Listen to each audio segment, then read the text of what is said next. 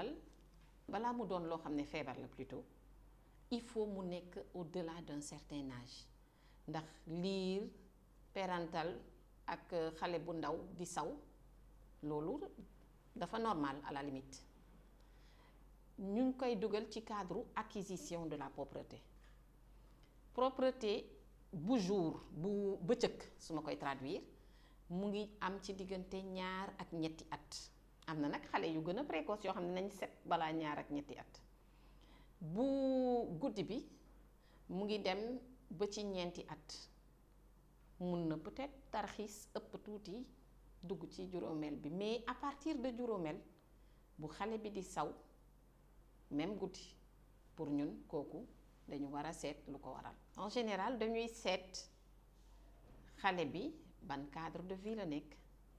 interroger aussi habitudes yi interroger aussi antécédents familiaux yi xam ndax amul feebar ci famille bi xam ndax si waajur yi sax amuloon ku mel noonu koo xam ne saw na ba passé yenn âge yi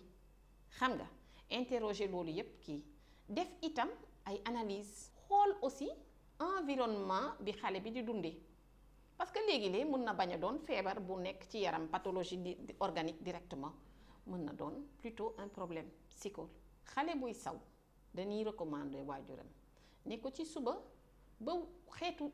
waxtu 6 heures du soir mën na naan nu mu ko neexee waaye diggante 6 heures du soir ak 21 heures bu dee côté yooyu lay tëdd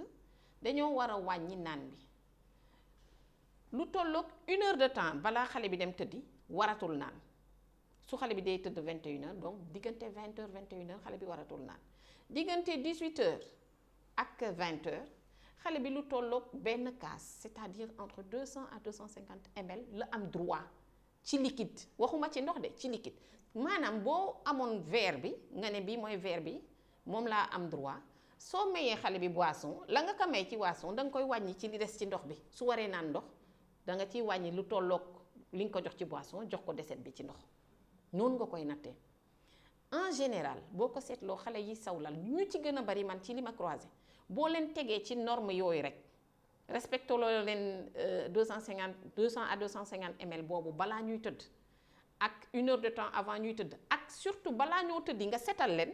et puis nga jéem leen yee tuuti rek en général boo ko defee xale boobu day dugg ci cadre bi parce que sawlal bi fii dañ lay dóor ne da nga réew wala ñu teg xale yi ñu yuuxoo la wu wala yooyu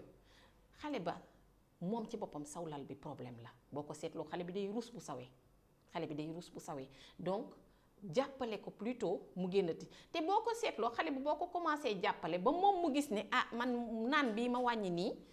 commencé na ma tax sama saw yi wàññi parce que ñun su ñeen defee ñu wàññi naan dañ leen di surveiller ne la ngay xool bés bu ne ndax tey saw nga ndax tey da nga commencé saw nga yeewu ndax da nga saw complètement ñuy wàññi jours yi ci semaine bi léegi xale bi bu seetloo ne en faisant ça nombre de jours yi muy saw mu ngi wàññeeku rek da ngay gis moom mi ci boppam mu kontaan ci donc commencé adhérer ci traitement ci mesure yooyu nga ko wax bu ko defee nag affaire bi gën a yomb bon il arrive que ça ne marche pas quand ça ne marche pas il y a des traitements adaptés qu'on met suivant li bilan bi joxe